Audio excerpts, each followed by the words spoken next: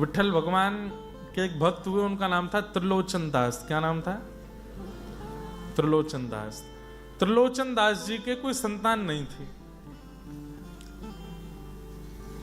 35 वर्ष, 40 वर्ष, 50, 60 वर्ष के हो गए पति पत्नी। अब बोले अब तो ठाकुर जी की शायद यही इच्छा है कि हमारे संतान ना हो। कोई बात नहीं देवी, अब इतना धन कमाया, इसका क्या करें? तो दोनों पति पत्नी ने एक अन्न क्षेत्र खोल दिया। अन्न क्षेत्र जानते हैं? कोई भी आओ, दर्शनार्थी तीर्थ यात्रा करने वाले आओ, बैठ के प्रसादी पाओ।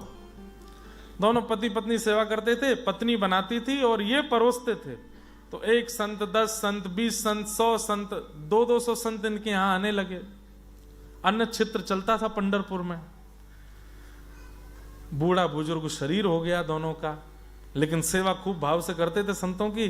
तो एक दिन दोनों पति पत्नी पंडरीनाथ भगवान का दर्शन करने गए और विठल भगवान से बोले, हे विठल, आपने हमको पुत्र तो नहीं दिया, आपकी इच्छा, लेकिन एक सेवक ऐसा दे दो जो हमारी ये संत सेवा में सहायता कर सके, क्योंकि हमसे होता नहीं है। अब शरीर वृद्ध हो गया है, आप ही कृपा करके कोई ऐसा सेवक दे दो हमको जो इन संतों की सेवा कर सके, थोड़ा भोजन भी बना लिया करे, परोस भी लिया करे। बंधुओं, गौ ब्राह्मण संत सेवा की कामना से ठाकुर जी से कुछ मांगोगे ना, ठाकुर जी खुद ही आएंगे। और इस बात का प्रमाण श्रीमद् भागवत है। इसीलिए जिनके संतान नहीं होती, मैं उनसे निवेदन करता हूं कि ठाकुर जी से ये मत कहो कि हमको पुत्र दे दो, पुत्री दे दो। ये कहो खूब संतों की सेवा करने वाला, गैयाओं की सेवा करने वाला, व्रज की सेवा करने वाला एक पुत्र आ जाए। फिर पुत्र नहीं आएगा, ठाकुर जी ही आएंगे। क्योंकि ठाकुर जी कहें कि भाई नंद बाबा क्या मांगते थे, हमारे नंद यशोदा क्या मांगते थे? गौ ब्राह्मण संत सेवक, गौ ब्राह्मण संत प्रतिपालक, एक संतान हमारे घर में जन्म ले, विष्णु आराधनार्थाय। तो भगवान बोले कि फिर तो मैं ही आऊंगा और किसी को नहीं भेजूंगा। जन्म लिए देवकी के यहां, लेकिन आ गए नंद बाबा के यहां। क्यों? गौ ब्राह्मण संतों की सेवा के लिए सेवक मांगा है, तो मुझसे अच्छा कोई नहीं। तो त्रिलोचन दास जी अपनी पत्नी के साथ गए, विठल भगवान से बोले कि एक सेवक दे दो, और निवेदन करके आ गए। ठाकुर जी बोले मैं ही आऊंगा। अगले दिन महाराज एक छोटा सा बालक सिर पर बढ़िया स्वाफा बांध करके और एक गले में एक माल जनेऊ पहने, ऊंची सी धोती, मटमैली सी धोती, ज्यादा शुद्ध पवित्र सी नहीं है, लेकिन नेत्रों में बड़ा आकर्षण है, गाल बड़े सुंदर हैं और आकर्षक रूप है, लेकिन देखने में लगता है कि कोई दीनहीन बालक है, शायद माता पिता होंगे भी नहीं इनके। द्वार पर आके खड़े हो गए और त्रिलोचन दास जी से बोले, अरे कोई है? अरे मैं आयो हूं, मुकु कछु सेवा चाहिए, आप जो कहेंगे सब करनो आवे मुंह पे, आप जल्दी से उन्हें मुकु कछु बताए दो। त्रिलोचन दास जी अपनी पत्नी के साथ रसोई में बना रहे थे, शाम को संत आएंगे सबको पवाना। तो बोले कौन बोल रहा है? उठ करके दोनों गए तो देखा द्वार पर एक सेवक खड़ा है, एक झोला टांग रखा है, सिर पर स्वापी है, गले में एक माला है, ऊंची ऊंची धोती। आहा, बहुत ध्यान से सुनना। त्रिलोचन जी बोले, आओ बालक, कहां से आए हो? बोले संसार में सब कहां से आते हैं, किसी का कुछ पता थोड़ी है, मेरा भी नहीं पता मैं कहां से आया हूं। त्रिलोचन जी पत्नी को देखें कितनी ऊंची बात करता है। अच्छा, नाम क्या है तुम्हारा? मेरा नाम अंतर्यामी। अंतर्यामी नाम है? बोले हाँ। माता पिता कौन है तुम्हारे? हमारे कोई माता पिता नहीं, हम सबके माता पिता हैं। झूठ नहीं बोल रहे हैं ठाकुर जी, बिल्कुल सत्य बोल रहे हैं। और वो त्रिलोचन जी कह रहे, वाह बड़ी चाटुकारी बात करते हो, केवल बात बनाना आता है कि कुछ काम वाम भी आता है? अरे आप कहिए तो सही, क्या करना है? संत सेवा, गौ सेवा, वैष्णव सेवा, भक्त सेवा, इसको छोड़ करके और कुछ मत कराना, ये सब कर लूंगा।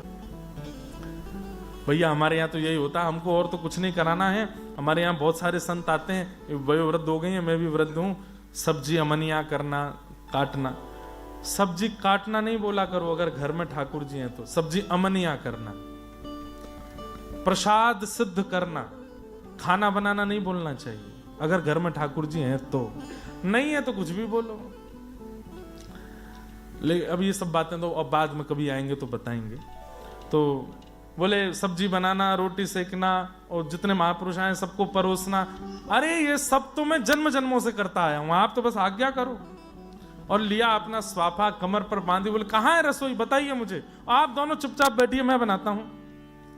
महाराज श्री पंडरीनाथ भगवान गए, आटा गूंद रहे हैं अपने हाथ से, पूरा आटा गूंदा ले करके ये बैठ गए, पूरी रोटी बनावे, सब्जी सिद्ध करें। और दोनों त्रिलोचन जी और उनकी पत्नी देख रहे हैं। बोले विठोबा ने कितनी जल्दी सुनी, कल निवेदन किया, आज तो भेज दिया सेवक। खीर बनाई, रबड़ी बनाई, सब्जी बनाई, पूड़ियां बनाई। और शाम को महाराज जमात आई संतों की, दौड़ दौड़ करके जामे, पत्तल लेकर के सबको लगामे, सबको जल दे में, सबको रोटी परोसें, सब्जी परोसें। और सेठ जी बैठे हैं, बोले आप बैठे रहो, बस मैं करता हूं सब।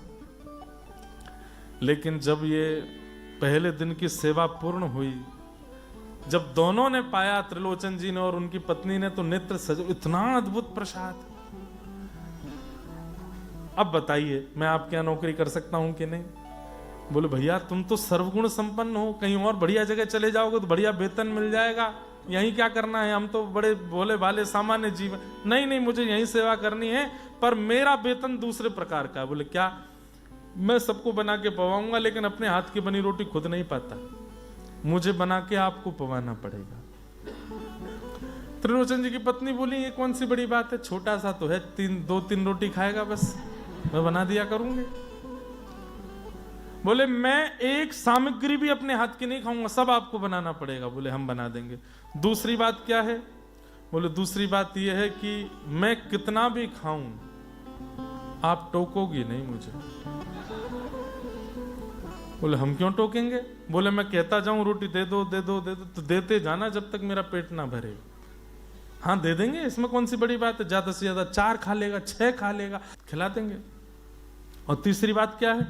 बोले तीसरी बात, कभी अगर आपने मुझे पेटू कहा, बहुत खाता है, पेटू है, मैं उसी दिन चला जाऊंगा।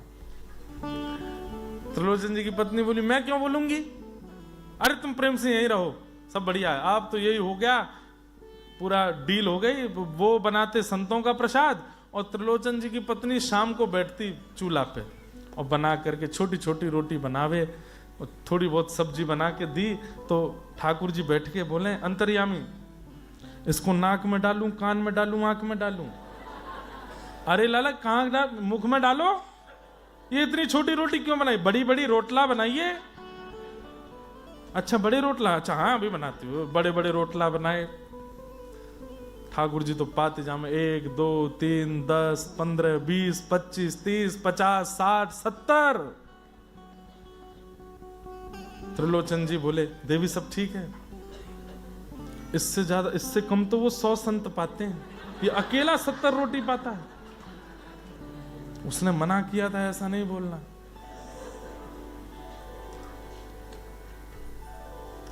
दस 15 20 दिन हो गए।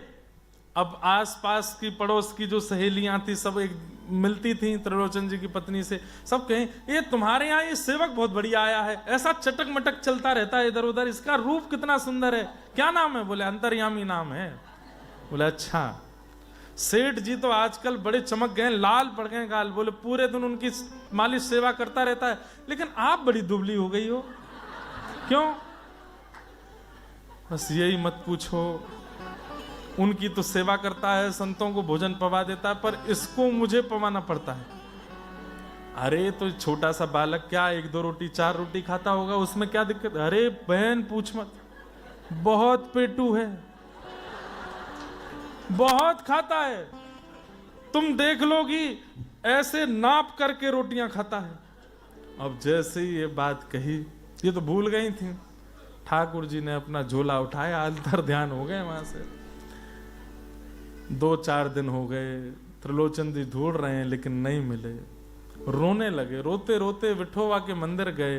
बोले कि मैंने आपसे जीवन में कुछ नहीं मांगा, एक सेवक मिला था, इतना प्रेम से सेवा, अरे नाथ उसको देख के आपकी भक्ति बढ़ रही थी, कहां चला गया? अपनी पत्नी से कहा देवी तुमने कहीं कुछ कहा तो नहीं? बोले नहीं कुछ नहीं कहा। बोले सोच लो, बोले कि हाँ, पड़ोस में पूछ रही थी तुम पतली कैसे हो गई, तो मैंने बताया बहुत उसके लिए भोजन बनाती हूँ, थक जाती हूँ, उससे मैं पतली हूँ, बहुत खाता है। बोले इसलिए चले गए।